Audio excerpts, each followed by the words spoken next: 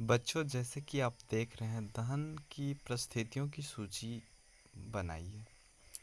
दहन का जो परिस्थिति होता है वो 3 तरह से होता है: ज्वलन ताप, ऑक्सीजन की उपस्थिति, ईंधन का ज्वलनशील पदार्थ का होना जरूरी है, तभी कोई चीज़ में दहन हो सकती है। अब रिक्त स्थान की आपूर्ति करना है। जैसे कि आप जानते हैं, लकड़ी, कोयला जलाने से वायु का होता क्या है?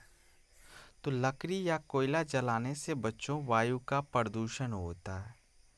वायु का क्या होता है? प्रदूषण होता है। प्रदूषण होता है। और नेक्स्ट क्वेश्चन है, घरों में काम करने वाला एक द्रव्य ईंधन क्या होता है? तो उसका नाम है एलपीजी। तेल द्वारा उत्पन्न आग को आप कैसे नियंत्रित कर सकते हैं या कैसे नियंत्रित नहीं कर सकते हैं, ये तो जानते ही हैं।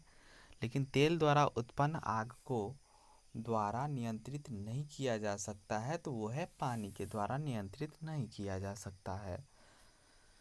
क्वेश्चन नंबर 3, समझाइए कि मोटर वाहनों में सीएनजी के उपयोग से हमारे शहरों का प्रदूषण किस प्रकार कम हुआ है?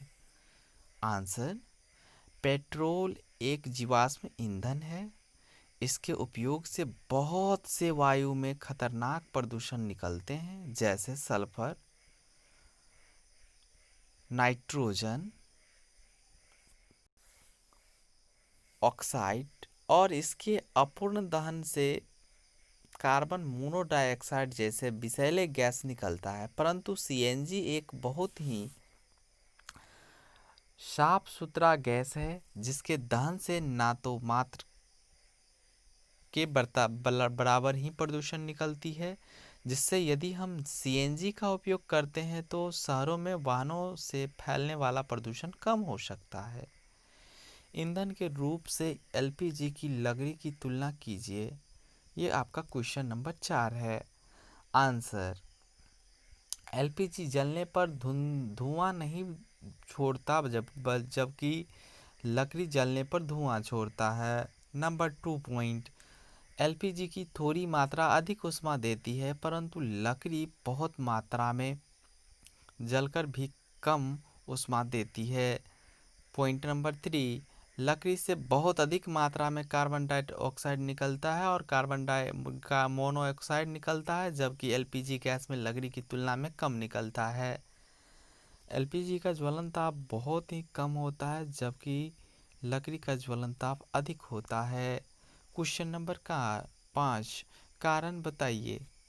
क्वेश्चन: विद्युत उपकरण के से संबंध आग पर नियंत्रण पाने के हेतु जल का उपयोग नहीं किया जाता है। आंसर: जल विद्युत बहुत ही अधिक कुचालक होता है, यानी कि जल विद्युत का बहुत ही अच्छा सुचालक होता है।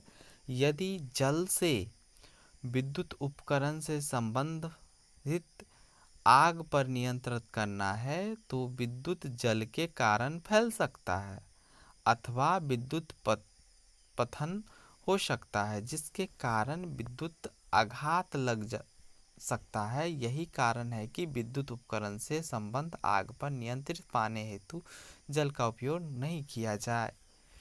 क्वेश्चन नंबर नेक्स्ट, एलपीजी लकड़ी से अच्छा घरेलू ईंधन है।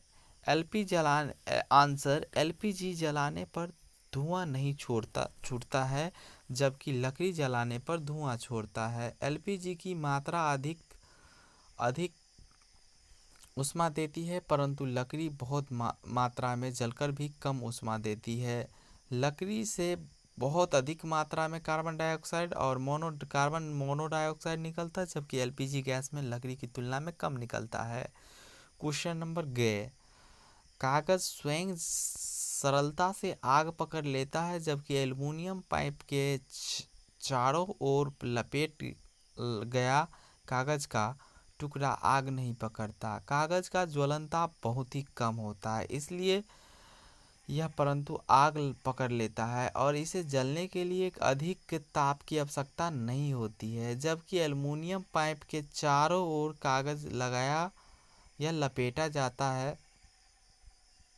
कागज का टुकड़ा आग नहीं पकड़ता क्योंकि कागज को मिली ऊष्मा एल्युमिनियम अवशोषित कर लेता है, जिससे उसका ज्वलन ताप बढ़ जाता है। मोमबत्ती ज्वाल के 3 क्षेत्र बनाइए जो निम्न है। मोमबत्ती ज्वाल के 3 क्षेत्र निम्न है जो आप आकृति में देख रहे हैं बच्चों। पहले तो एक मोमबत्ती का आवश्यकता पड़ेगा और सबसे कम गर्म वाले भाग दिखेंगे आपको, फिर गर्म वाले भाग दिखेंगे आपको, और सबसे यानी कि गर्म भाग एक होता है। दूसरा आपका जो है पूर्व दहन का बाह्य क्षेत्र दिखेगा जो आप देख रहे हैं, जो काला नीला टाइप का दिखता होगा, और आंशिक दहन वाला भाग भी आपको दिखेगा, और बिना जली मोमबत्ती का सबसे आंतरिक क्षेत्र भी दिखेगा। तो बच्चों मोमबत्ती के 3 क्षेत्र होते हैं। पहला बिना जली मोमबत्ती का आंतरिक क्षेत्र, दूसरा पूर्व दहन के बाह्य क्षेत्र नीला, और तीसरा गर्म क्षेत्र।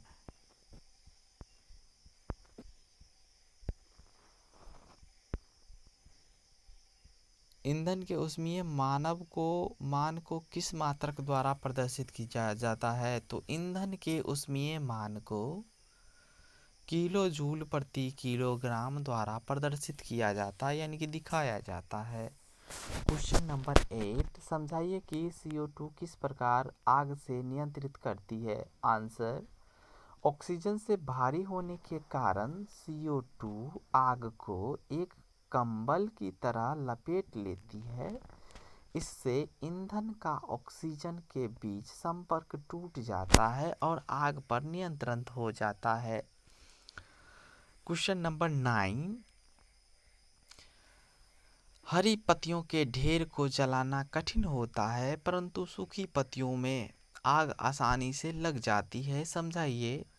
आंसर, हरी पत्ती कच्ची होने के कारण उनका ज्वलन ताप बहुत ही अधिक होता है, जबकि सूखी पत्ती का ज्वलन ताप बहुत ही कम होता है।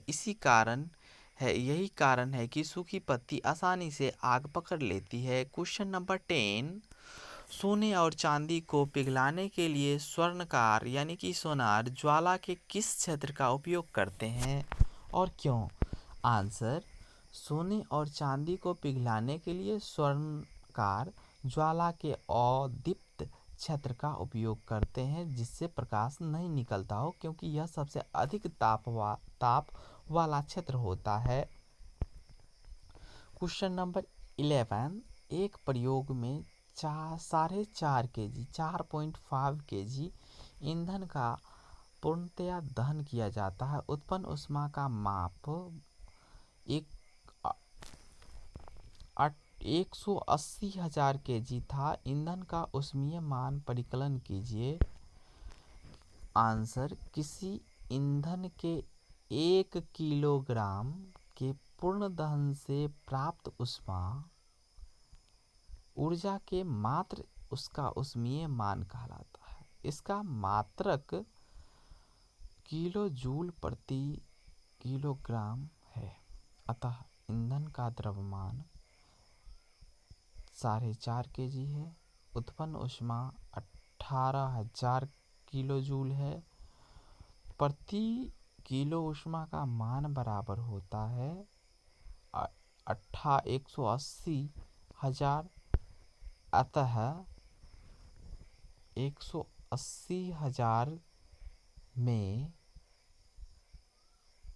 ईंधन का ऊष्मीय मान इक्वल टू 40,000 किलो जूल।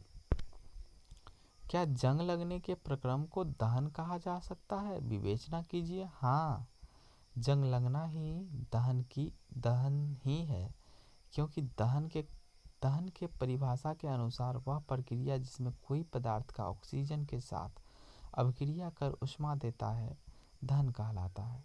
जंग लगना भी ऊष्माक्षेपीय अभिक्रिया है, इस दौरान ऊष्मा निर्गत होता है।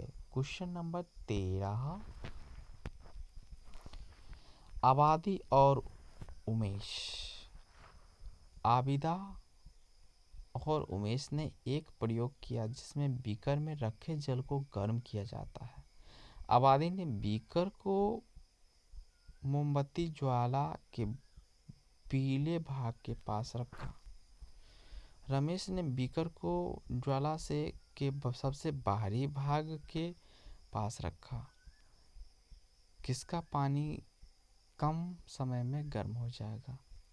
रमेश के बीकर का जल का कम समय में गर्म हो जाएगा क्योंकि बाहरी भाग अधिक ऊष्मा देती है। तो बच्चों, ये वीडियो आप लोगों को कैसा लगा? आज का चैप्टर था दहन एवं ज्वाला। ये आप लोग ये छठा चैप्टर जो है आपका दहन और ज्वाला, ये यूनिक स्टडी पॉइंट के बैनर तले आप लोग देख रहे थे बाय शंभू सिंह सर। आप लोग को कैसा लगा क्लास ज़रूर बताएं। बाय।